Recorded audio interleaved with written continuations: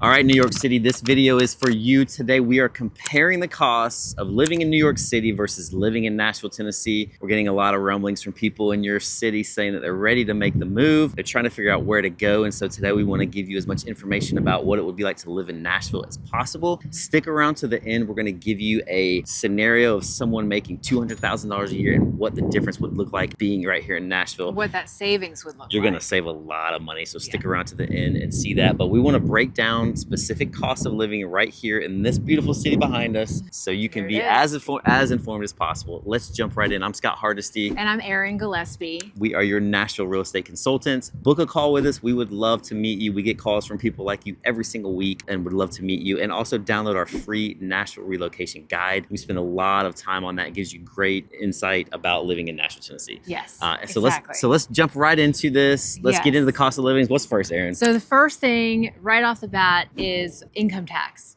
Tennessee and Nashville does not have a state income tax. Huge.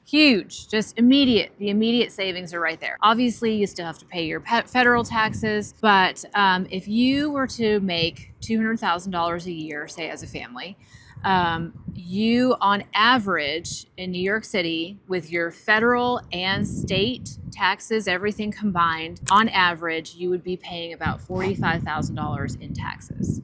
Compare that to living in Nashville. Nashville would be $27,000 in taxes. Wow. Right off the bat, you're saving money. Yeah. Right? Yeah. The very next thing is if you're a homeowner, you're paying property taxes. The property tax rate in New York City right off the bat is much higher than it is in Nashville. So if you took a $2 million house, right? Okay. You'd be paying $24,000 annually in New York City. Okay. That same price house here, you would be paying $16,000 in property taxes. Wow. And that's with the increase that we just had. Yeah. In fact, many Nashville residents are really upset that we had this increase. Yeah. I know my property taxes increased substantially this year, but that's with the increase that we just had. Yeah, and that's Davidson County. Every 4 years they do a reassessment. They do assessment. Nobody likes the reassessment. Yeah, but the further you get out, so if you get out into the suburbs, you know, all those Williamson taxes are County, lower. we talk about Brentwood, Franklin, Thompson Station a lot in Williamson County. Those taxes are even cheaper out there. Exactly. And a lot of people moving from New York City, you know, they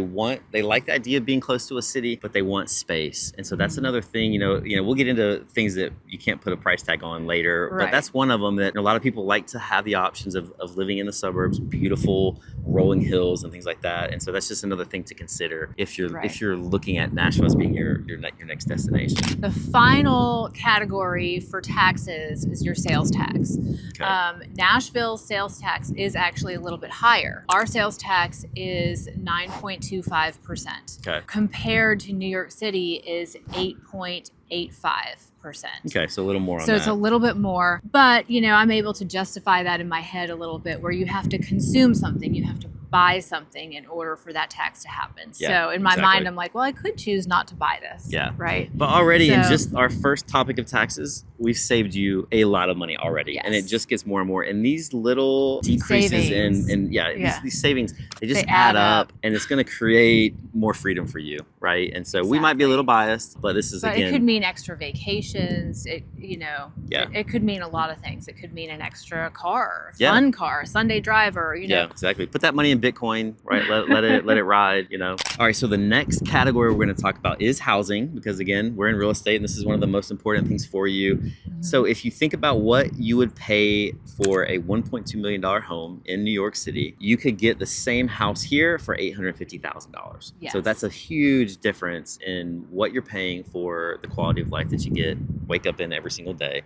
And when you're looking at just price per square foot, if you break it down that way, obviously, you know New York City better than we do, and so there's going to be a huge difference in this price. But around $700 to $900 a square foot is what we found to be the average. And when you get to Nashville, it's around $300 a square foot. Granted, that can go up. And in condos, you know, we have a Four Seasons. You know, we have really nice places. The price per square foot is going to go up. But 300 is kind of that number, 300 to 400 a square foot. That's a huge savings. Huge difference. And So, I'm sure if you're in neighborhoods like Manhattan, it's probably $1,000 or more per square foot. Yeah. And same would be true here. You may go up to 400 or 450 per square foot in your higher end neighborhoods or some of the penthouses that are available. But overall, I mean, that's a savings of 2.5 to 3% less in Nashville per square foot. Yeah, that's huge savings. Yeah. So are you convinced yet?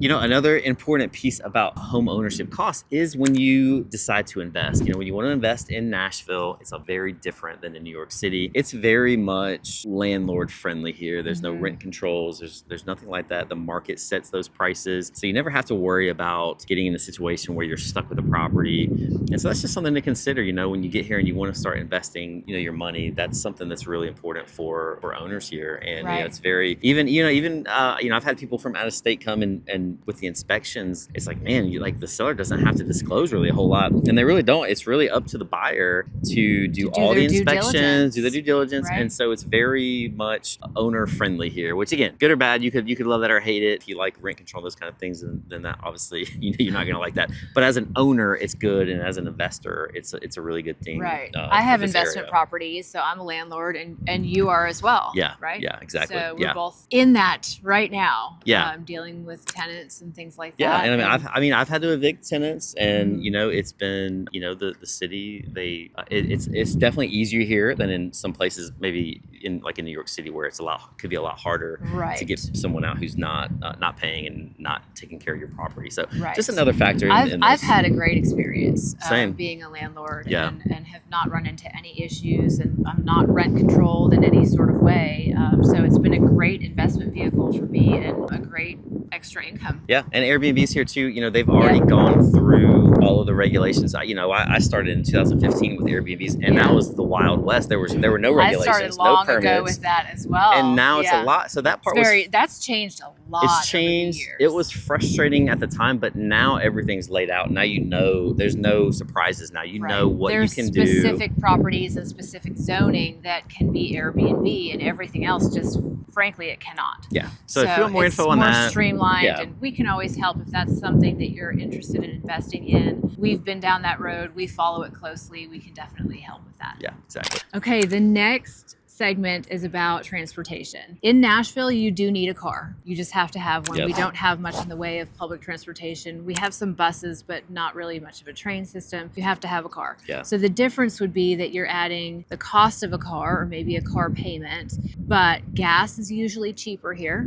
Insurance is cheaper here. You have the maybe occasional cost to park if you're going downtown or something like that, but otherwise we don't have any tolls or anything like that. The upside is that you get your time back. You're on your own schedule. You're not relying on a train delay or train schedule. You just hop in your car and go where you need to go, and you're not hauling groceries on foot in the snow or anything like that. You're pulling into your driveway and parking. Which is awesome. And then there's also other things coming to Nashville that's in the works too, right? So Waymo, I just literally last week drove by a parking lot full of Waymo cars, which is the driverless cars. And, Robotaxi just rolled out in Austin and in California, and that's going to be the Tesla version of it. But they're going to be, I'm sure Nashville will be high on the list of getting those Robotaxis here. And so those are going to be driverless cars, which is going to push the price down because you don't have to pay the person driving.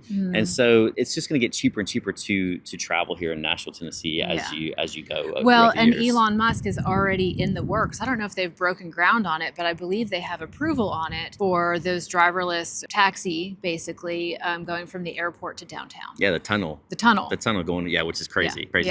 So there you have transportation. So again, just finding more and more ways for you to save to be in Nashville. That's right. All right, what's next? Next is the cost of eating out. Okay. So generally, overall, it's about 15 to 25% cheaper to eat out here in Nashville. Wow. And not to say that we don't have good restaurants. We have excellent restaurants. On average, a cocktail in Nashville is between $10 and $14. In New York City, it's about $16 to $24. A casual dinner for two here in Nashville is $40 to $65 versus $70 to $120 $20 in New York City. It's just going to add up over time. Right, Again, exactly. Right? Just saving you that money. Every meal, every time. And then a trendy brunch is $18 to $24 for an entree versus $75 to $32 in New York City. We have more than just barbecue. I really love our restaurants, and we have 3 Michelin star restaurants here in Nashville, which is crazy. And I think that's just going to get more and more. Yeah, well, we're a big melting pot now, so we have more and more people from places like New York City come here. The food just gets better and better, right. So which is just something to know. But it'll be cheaper for you. All right, the next one is daycare. Cost of taking care of your kids. So if in New York City, you're looking at about $2,000 to $3,500 a month per child, and it's a lot less in Nashville. Still, again, it's probably not cheap for you, but it's like $1,100 to $1,700 a month per child. And so again, that's just an extra monthly savings for you. And then if you get into daycare cost, per hour for babysitters, obviously. Not daycare, babysitter. Sorry, babysitter. Babysitter nanny. If you get into the babysitter nanny, you're looking at like $18 to $25 here in Nashville versus 25 to probably 35 per hour in New York City. So yeah, everything is a little bit less here. Yep. The next thing that I think is so important is just the overall lifestyle. So yes, we are in the South, but we are more than just cowboys and country music and barbecue and things like that.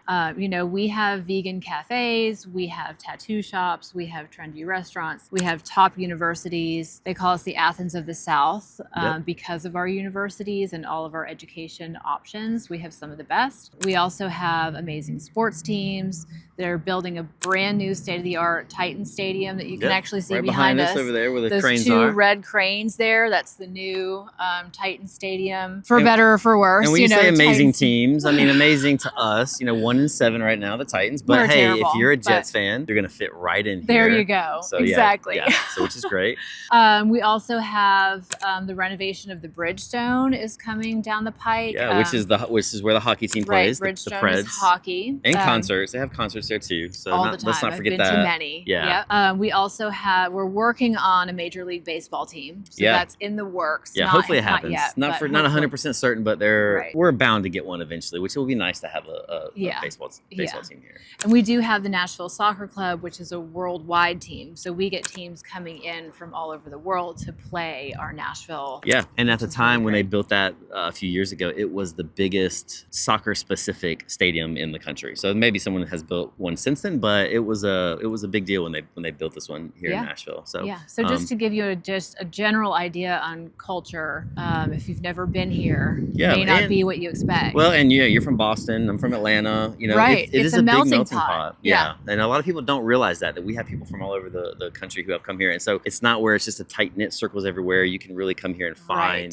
other people from other places. I mean, I moved here in 1998, and they consider me grandfathered in as a local because there's just not that many locals. I get the same thing when people hear that I've been here for 18 years. They're saying, "Oh, so you're a native?" Yeah. Which I'll take it. But exactly. Well, and it's you have unique. To this area. And you have the city here, but then you also can quickly get out into the suburbs and get space, do walking trails. I mean, this is an old fort that we're at right now, and they have a walking path all around this historic fort right here. Yeah, we just saw a bike tour go by a minute ago. Yeah.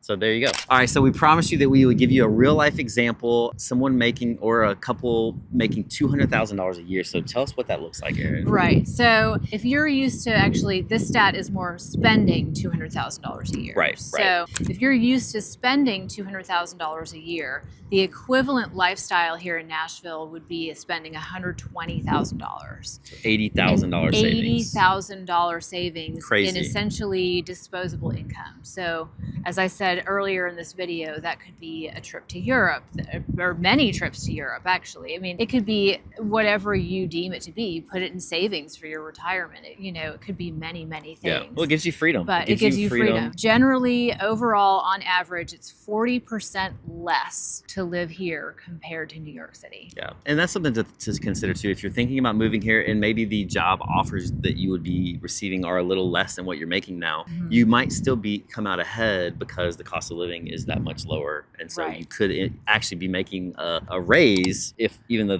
dollar amount is down a little bit. Right. So we hope that helps you. Again, we are your Nashville real estate consultants. Download our free Nashville relocation guide. Can't wait to meet you. Yes, reach out, book a call. We would love to talk to you. We'd love to meet you in person and take you on some home tours and check out some neighborhoods. Yep. See you next time. Bye.